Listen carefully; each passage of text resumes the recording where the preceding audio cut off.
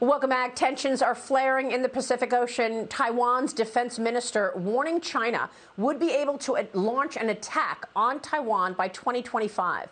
This comes after nearly 150 Chinese warplanes entered Taiwan's airspace last week alone. China warning the United States against interfering in its relationship with Taiwan in a recent article from state-run media. This as White House officials are planning to schedule a virtual meeting between President Biden and Chinese President Xi Jinping before the end of the year, after Biden asked Xi to meet in person, but Xi rebuffed him. Joining me right now is former Secretary of State and Fox News contributor Mike Pompeo. Secretary, thanks very much for being here. So happy to get your take on this. First, give me your reaction to these warplanes entering Taiwan's airspace. What is the CCP up to? Maria, thanks for having me on this morning. Look, they are testing the Biden administration. They're testing the world to see if the world is going to respond to provide the support that we have all committed to provide to the people of Taiwan for so many years now. They're violating the basic understandings that they had laid out. This is not new, Maria. You've seen this. The Chinese Communist Party has broken lots of promises to the people of Hong Kong, the human rights for the folks in the West. They steal our stuff. This is a lawless, authoritarian communist regime. And those warplanes crossing the internationally recognized boundary is something that I think is very clear. They are testing the mettle of this administration.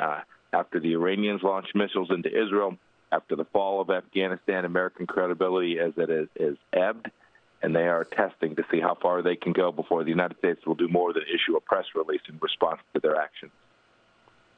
Knowing that the CCP has broken most of the promises that it's made on the world stage, from stealing intellectual property to bullying its neighbors in the South China Sea to invading Hong Kong, invading India, why does this administration think that they're actually going to keep its promise on climate change? So Jen Psaki this week attempted to walk back claims from the presidential envoy for climate change, John Kerry.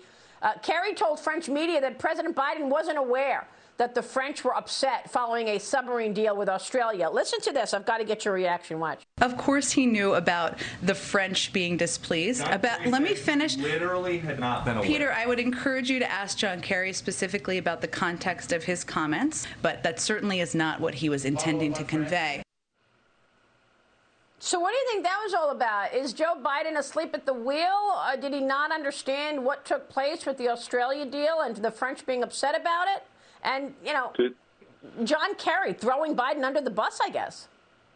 Two things, Maria. One, that's odd. It's odd that it is the climate czar that is informing the president about a major deal that has to do with protecting the United States and its interests against the Chinese Communist Party. And even odder still that the president himself wouldn't have been deeply involved in making sure he understood what we were doing, why we were doing it, and the timing against which the plan was going to be executed. I find the whole thing just utterly odd and disturbing that the President of the United States wouldn't be in the loop with respect to all of these important issues. Second, also related to Secretary Kerry, and you started your question with this. Again, we talk about Taiwan. When Secretary Kerry goes to China and tells them that the most important thing that the United States cares about is climate change, that is a green light for Chinese Communist Party aggression. It's a green light for them to do precisely what you're seeing with respect to Taiwan and to continue to pressure to retake what they claim is a, quote, reunified, end of quote, island. We all know that's not reunified. Taiwan was never part of China.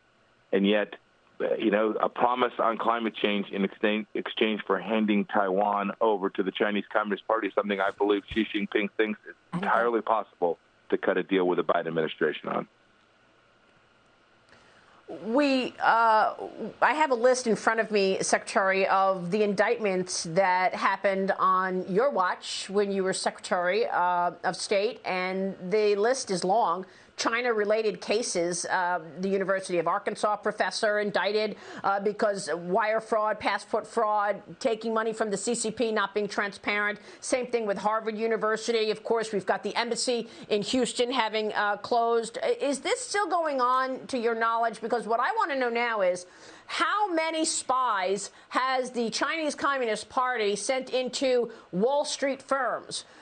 Because I'm following a number of situations, questionable situations, where we are wondering whether or not people have been identified within firms to be sending information back to the CCP it's not as harsh as it was under your administration. So I'm wondering, has it stopped? Has it lessened? Because the list is long when you look at those indicted over technology transfers, taking information from U.S. companies, sending it back to the CCP, as the CCP gives certain people tasks.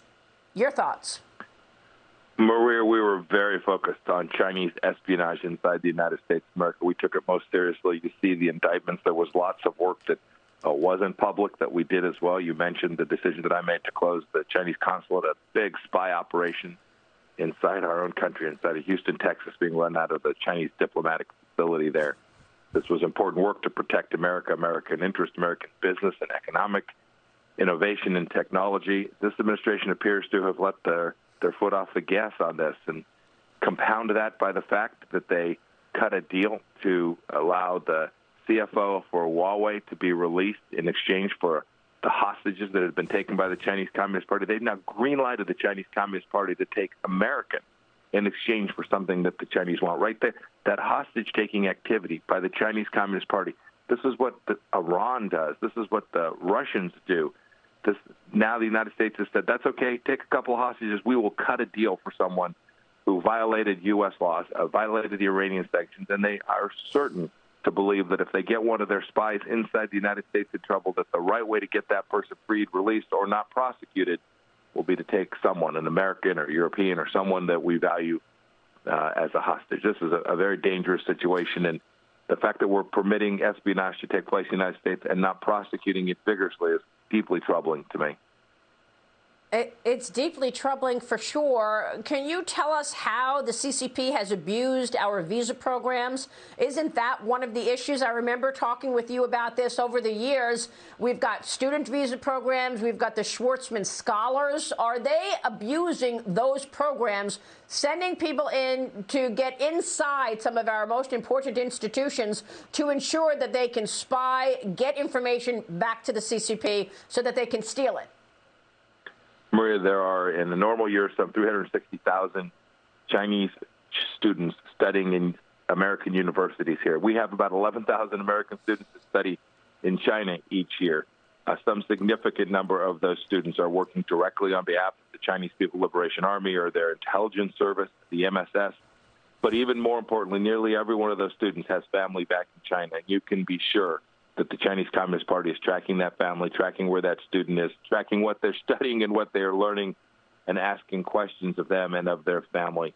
This is a program that is fraught with risk for the United States of America. I know lots of folks want those students here because they're good and they can help our companies, but the risk that the Chinese are using this as a vector by which to steal American secrets and American technology is not only something that is real, it is something that we are living each and every day. So corporations are just rolling over, allowing it because they want to make money to sell widgets to 1.4 billion people in China to get that license to operate there. Secretary, before you go, I've got to ask you about a breaking news story this morning. The CIA creating a high-level unit aimed at sharpening the agency's focus on China. This is being reported by Reuters at a time of these tense relations. So now you've got the CIA coming up with this new unit. You were CIA director. Your reaction? I think that's a fine idea. I think that's important. We worked on it hard. If they are reorganizing to make sure they have the right people, the right resources, the right tools to confront the Chinese Communist Party, I think that's great. The CIA is a very nimble organization and can do really remarkable work. I applaud Director Burns if he is creating a unit focused on all of the elements, technology, artificial intelligence, intellectual property theft. He's working on those things and putting a unit together to do it. I applaud him for that. I hope he puts the best and the finest CIA to do that and that they do the Lord's work protecting America. Well, hopefully corporate America will get the memo at some point, Secretary. You've done a great job in pushing back on this bad behavior. We so appreciate your time this morning, sir. Thank you. Thank you, Maria. So long, ma'am. See you soon, Secretary.